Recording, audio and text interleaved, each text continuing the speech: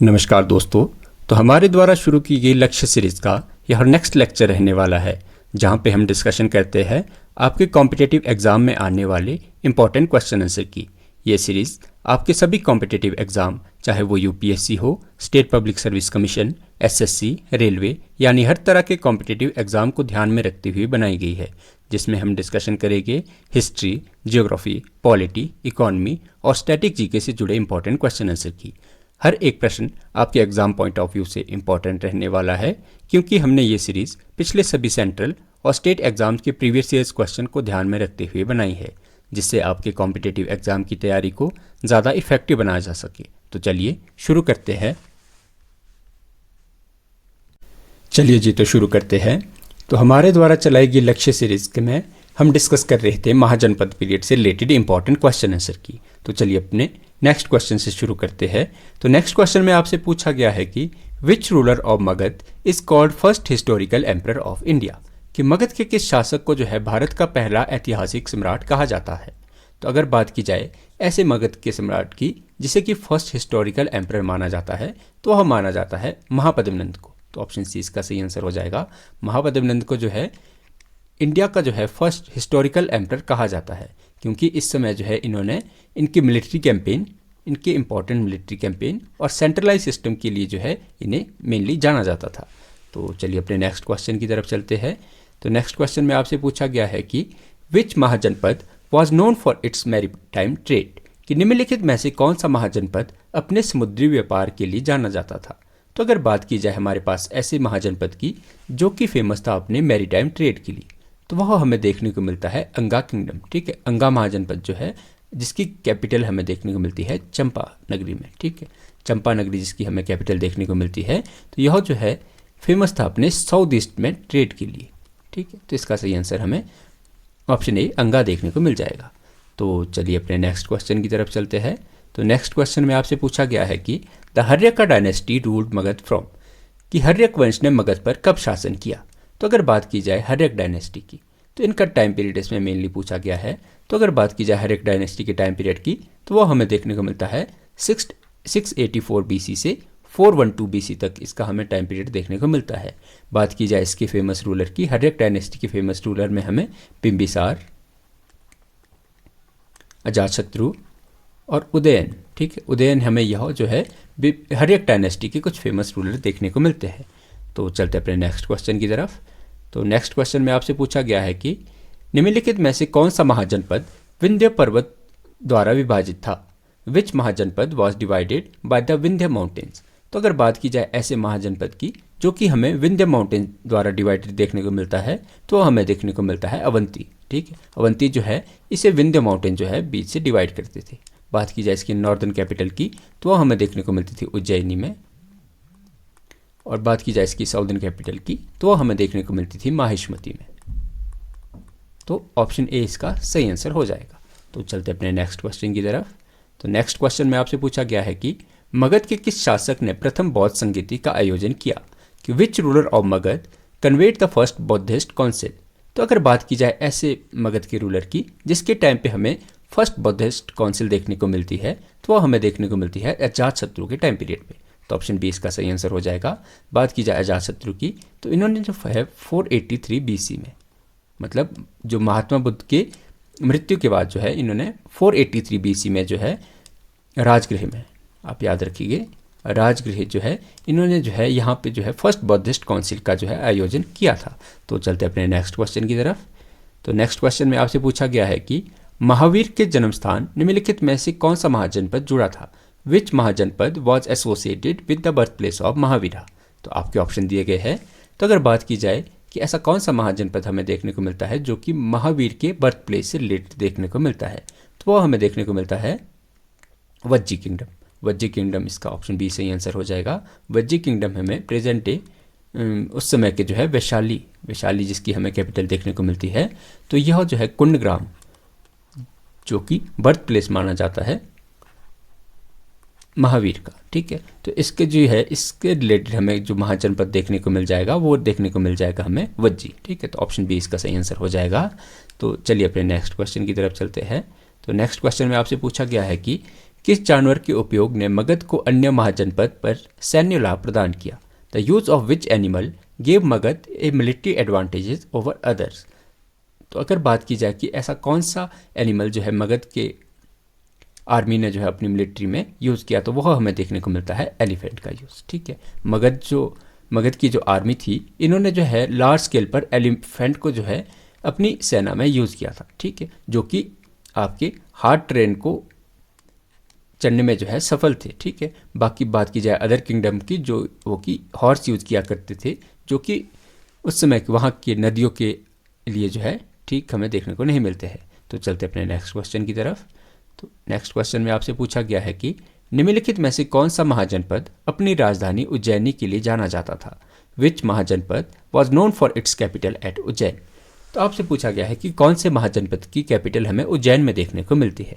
तो बात की जाए ऐसे महाजनपद की, तो वो हमें देखने को मिलता है अवंती। अवंती ऑप्शन ए इसका सही आंसर हो जाएगा। अवंती की कैपिटल हमें उज्जैनी में देखने को मिलती है, जो कि प्रेजेंट डे हमें उज्जैन मतलब मध्य प्रदेश में देखने को मिलता है। तो चलते अपने नेक्स्ट क्वेश्चन की तरफ। नेक्स्ट क्वेश्चन में आपसे पूछा गया है कि शिशुनाग वंश का अंतिम शासक कौन था? Who was the last ruler of Shishunaga dynasty. तो अगर बात की जाए शिशुनाग डायनेस्टी की हमें लास्ट रूलर की, तो वह हमें देखने को मिलते हैं कालाशोक। ऑप्शन ए इसका सही आंसर हो जाएगा। कालाशोक, जिसे कि काकवर्णा भी कहा जाता था, यह जो है शिशुनाग डायनेस्टी का हमें लास्ट रूलर देखने को मिलता है। इसके बाद इंडिया में जो है नंदा डायनेस्टी हमें देखने को मिलती है। तो चलते अपने नेक्स्ट क्वेश्चन की तरफ। तो नेक्स्ट क्वेश्चन में आपसे पूछा गया है कि निम्नलिखित में से कौन सा महाजनपद वर्तमान हरियाणा में स्थित था? Which mahajanapada was located in present day Haryana.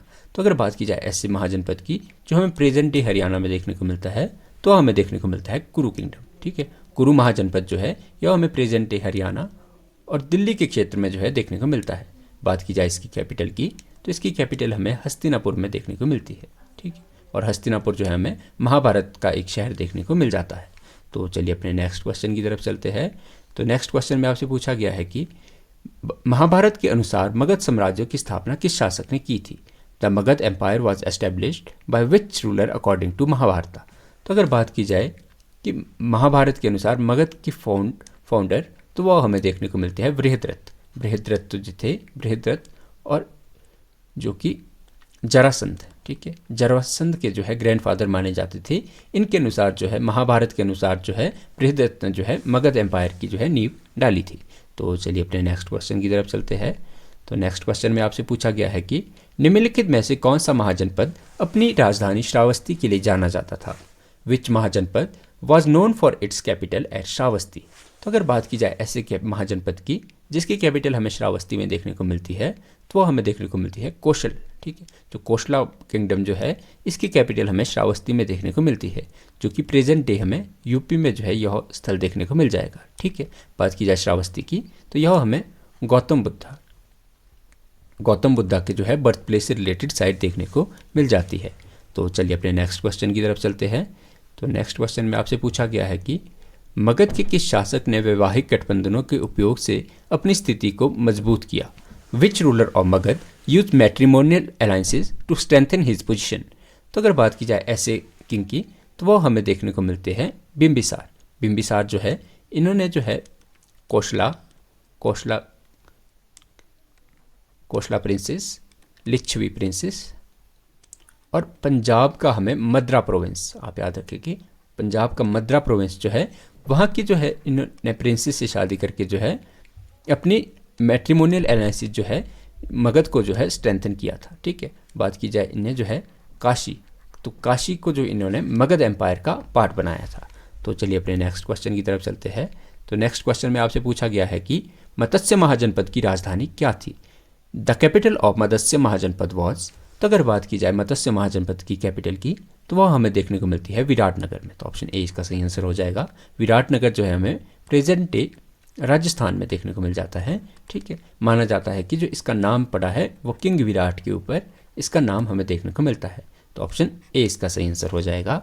तो चलिए अपने नेक्स्ट क्वेश्चन की तरफ चलते हैं। तो नेक्स्ट क्वेश्चन में आपसे पूछा गया है कि निम्नलिखित में से कौन सा महाजनपद फारसी सेना के लिए पुरुष और सामग्री प्रदान करता था? Which mahajanapada supplied man and material to the Persian army. तो अगर बात की जाए ऐसे किंगडम की जिसने कि पर्शियन आर्मी की हेल्प की थी, मिलिट्री और वेपन्स दोनों में, तो वह हमें देखने को मिलता है गंधारा किंगडम। गंधारा किंगडम जो है, इन्होंने जो है, आप याद रखिए,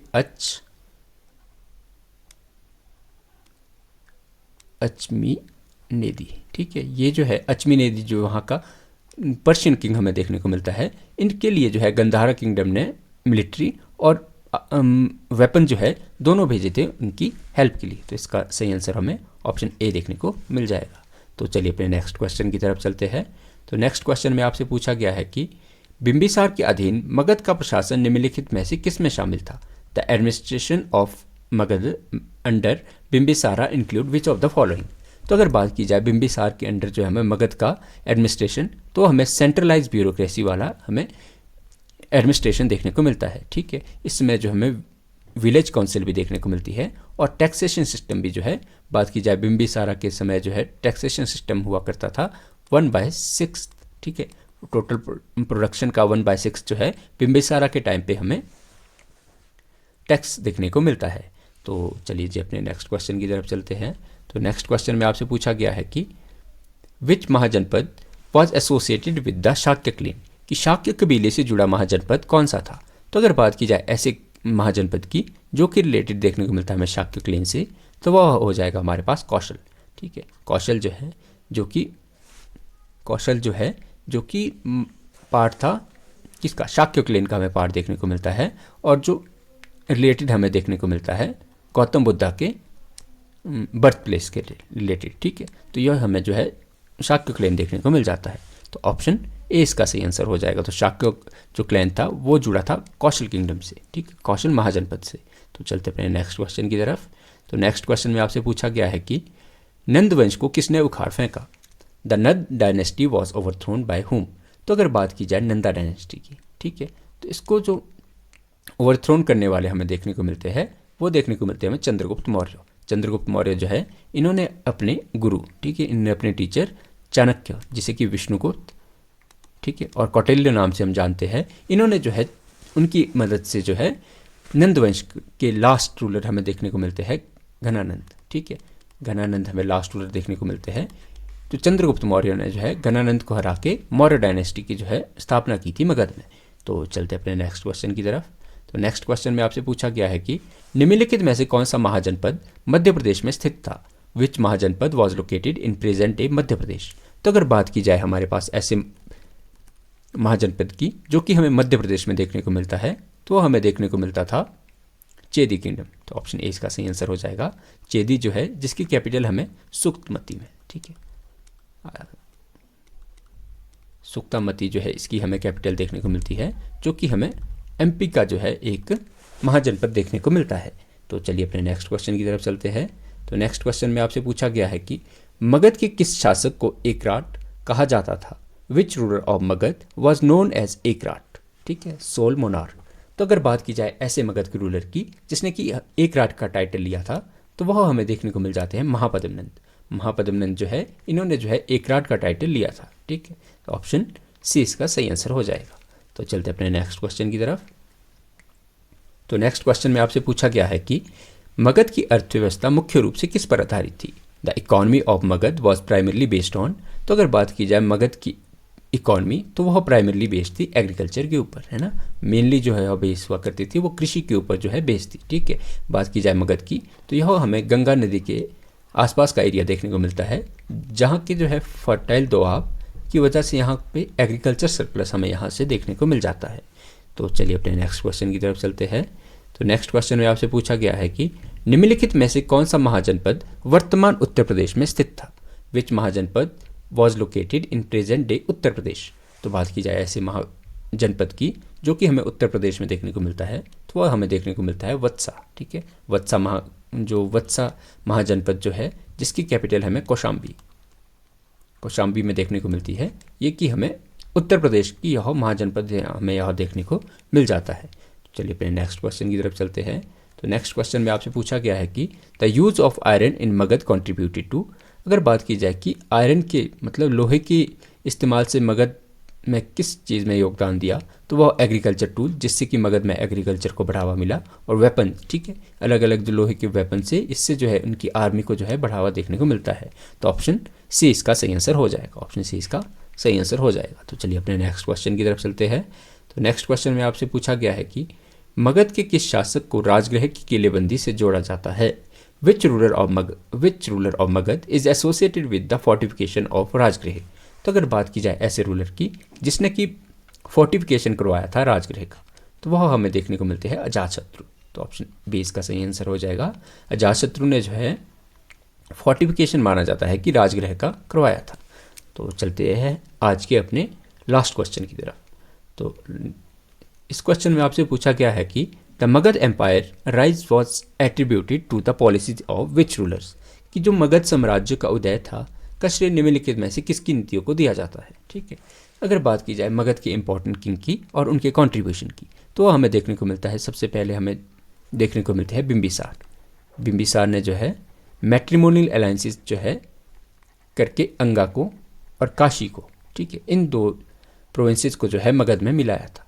बात की जाए अजातशत्रु की, तो अजातशत्रु ने जो है हमें वज्जी पे और कौशला जो है इन अजातशत्रु के टाइम पे जो है मगध का पार्ट बना था। बात की जाए महापद्मनंद की, तो महापद्मनंद के समय हमने देखा कि इन समय जो है इन्होंने जो जितना भी ये प्रोविंस था इनको कंसोलिडेट करने का काम जो है महापद्मनंद ने किया था, ठीक है, और इनके समय जो है सेंट्रलाइज सिस्टम हमें देखने को मिलता है। तो ऐसे रूलर्स जिन्होंने कि मगध के उत्थान का श्रेय दिया जाता है, तो वो हमें देखने को मिल जाते हैं बिंबिसार, अजातशत्रु और महापद्मनंद जो है हमें मगध के राइज में जिनका की योगदान रहा है वो देखने को मिल जाएगी। तो आपसे उम्मीद है कि आपको हमारी यह सीरीज़ पसंद आई होगी। अधिक जानकारी के लिए हमारे साथ जुड़े रहिए। बहुत बहुत धन्यवाद।